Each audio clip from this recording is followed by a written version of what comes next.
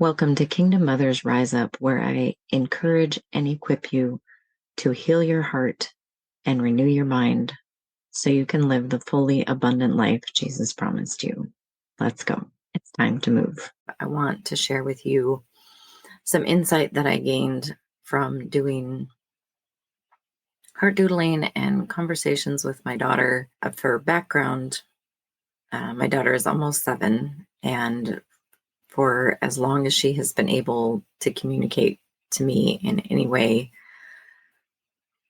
she has had the fear of me losing her. Just at times like irrational and like a true panic that I'm going to lose her. Like, be here at home. If I open the door to set something outside, she'll be like, Mom, because she's afraid that I left. And like, do I leave you without telling you that I'm leaving? No, but there's still just this fear that I'm going to leave. She's going to lose me. I'm going to lose her. Always been like, I'm not exactly sure where that came from, but like, you clearly struggle with that. And then we've also been dealing with her struggling of like, things are just too hard and it's not fair. And these meltdowns over like things that are not too hard, going to bed when you're supposed to, and, things that like, yeah, you don't want to do it, but it's not too hard for you to do. Writing another sentence on her homework page or whatever, that challenges me because I grew up with the, like, it didn't matter how hard something was, you were just going to do it. And I also know the value of learning to do hard things. We're called to be soldiers, and that involves doing hard things, just being a human, being a mom, just being a human. Like, you're going to have to do hard things. You're going to have to do a whole lot of things you don't really feel like doing. So you need to develop that skill and get over it is my default attitude, and that's not helpful. So trying to navigate that in a way of like, okay, I hear that that's what you're feeling, and you can't function that way. So we had a conversation. I don't remember exactly now what the conversation was about, what it was that she needed to be doing, but her vocabulary was just constant. I can't, it's too hard. I shouldn't have to do this, like just constant. And I asked her if she made a picture of how she was feeling, what that would look like. And she said that it would be a wall with her on one side and God and her dad and I on the other side of the wall. And so I asked her, what the wall was made of. And she said it was made of bricks. And I asked her to ask the Lord, or what did he want her to do with the wall? And what tools did he have for her to do that? And so she felt like he wanted her to kick it down, and he gave her the shoes of peace in the armor of God. I'm like, okay, that makes sense. Like, go for it, do that. So she felt a little better.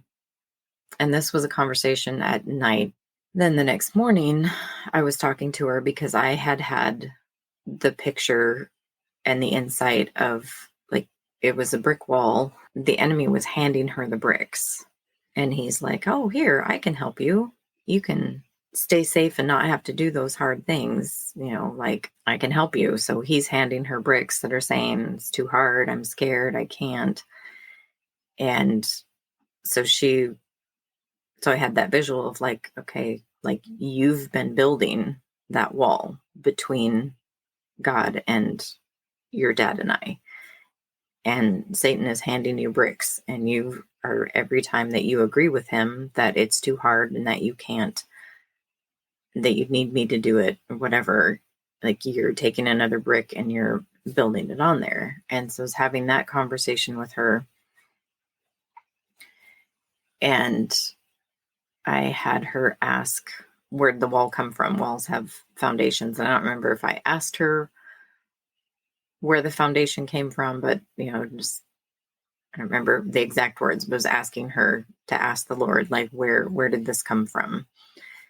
And what he spoke to my heart was that I had laid the foundation. I guess I wrote on the side, he told me I put in the foundation and she has continued to build on the wall, but there's no condemnation. It's only an invitation to freedom. What he was showing me of how I had laid this foundation was that when she was an infant, less than 3 months old, because she was still sleeping in the cradle beside my bed, and they don't fit in that much past 3 months. So she was less than 3 months old.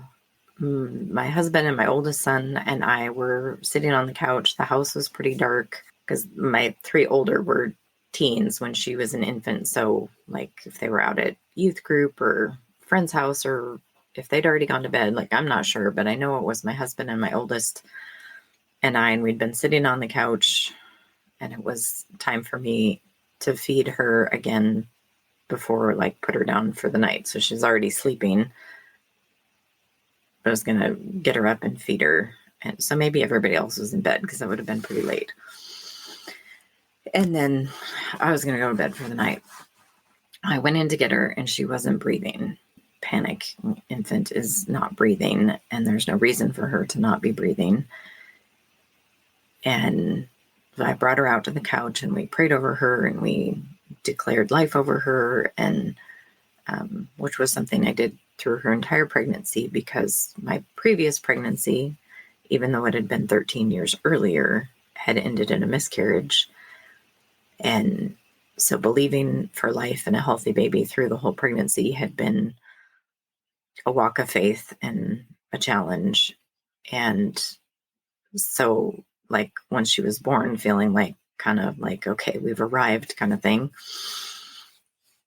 So then to go in and pick her up and she wasn't breathing. And so she was fine. And part of me questions, like I've read sense of like infants can sleep so soundly that like, it kind of seems like they're not breathing. And so I'm like, maybe I just didn't check close enough or whatever. Regardless, she's alive and well now. And the enemy used that fear to lay this foundation for this wall that she has a hard time not building, because it wasn't just that event of like, okay, now she's good, the Lord has kept her safe and she's here. It became, she needs to sleep with me, I need to keep her, I need to make sure. And so I took the responsibility for making sure she was okay on myself. And that laid a foundation of fear because I was afraid of losing her. And I wasn't trusting like I was trying to trust. I was doing my best to trust. And so I can have grace for myself, but I can look back and see that the decisions I was making about sleeping, having her sleep with me, and those kinds of things were based out of fear. And not that doing that was wrong. Doing it out of fear was wrong. The behavior itself, not saying if it was right or wrong, but the doing it motivated out of fear was wrong, because that was giving the enemy a foothold. And then because I was modeling keeping her close out of fear, even though I felt like, that quit after a few months, I was no longer afraid of her, that she was going to stop breathing, at least not consciously. But I had modeled that pattern for her. That's what felt normal. And so can see that the things that she's voicing now, those bricks that she's putting up, is just a repeat. It's just modeling or following the pattern that I modeled. And so I laid the foundation by agreeing with that fear, and then continuing to make choices that were motivated by fear instead of motivated by faith and trust in God's protection and his goodness. I laid that foundation for her to continue to partner with fear, because that's what was modeled. That's what was normal. I hope that's making sense. So I was able to like, okay, repent of that. I remove that foundation. Like we're still walking it out. But I think I've seen times where it's easier for her to not partner with that. She also has created that habit and this normal way of being that has to be reworked, and it just comes through practice, especially at her age. So in a way, it's a bad example, and I'm not sharing it for you to look back at your mothering and being like, oh no, what bad foundations did I lay? If the Lord reveals any to you, then you can deal with those. And if you don't know how to deal with those, you can reach out to me and I can help you with that. But I want you to take it to look as if you're being intentional, what foundations can you lay for them to build good things, healthy habits, healthy mindsets, healthy communication skills. Like you can lay those foundations, and the way that you intentionally lay that foundation of this is how we're going to be, this is the kind of people we are, and then you live that and you demonstrate it and your behavior matches that, then you're making it easier for them to build on that, because that's just the way we live. And just like what popped to mind as a super simple example is when I was a kid, both grandpas played solitaire all the time. And when we were at their house, like playing cards was a frequent activity, and often sitting and playing solitaire. If they were watching, they wouldn't let us cheat. Like, you're playing solitaire, you're the only one playing. But it was a foundation that was laid of we're people of integrity. We follow the rules, even if it's not going our way. And it was such a small exercise, but I can look back and see that it was so important to lay that type of foundation of that integrity of this is the kind of people we are. We don't need to cheat to win a game. We don't need to win to be okay.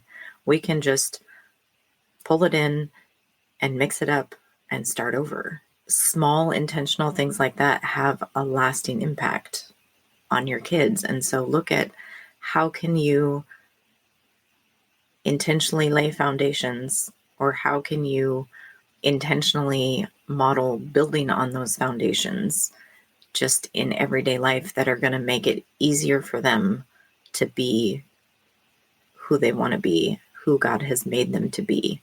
If you need help with that too, like reach out. I'd love to help you figure out those things, as well as if the Lord reveals any foundations and patterns you've laid that need to be excavated, need to be removed. He's in the restoration business, so there's always the hope and the possibility of doing that. That's it for today. I would love to hear from you, and I will see you next time. Thank you for listening to today's episode of the Kingdom Mothers Rise Up podcast. I'm blessed to have you here. If you'd like to continue the conversation, you can join us in the Kingdom Mothers Rise Up Facebook community. When you're ready for more support, I have the Heart Doodling with Jesus monthly membership, periodic group coaching, and one-on-one personalized coaching as well. Thank you so much for being here, and we'll see you next time.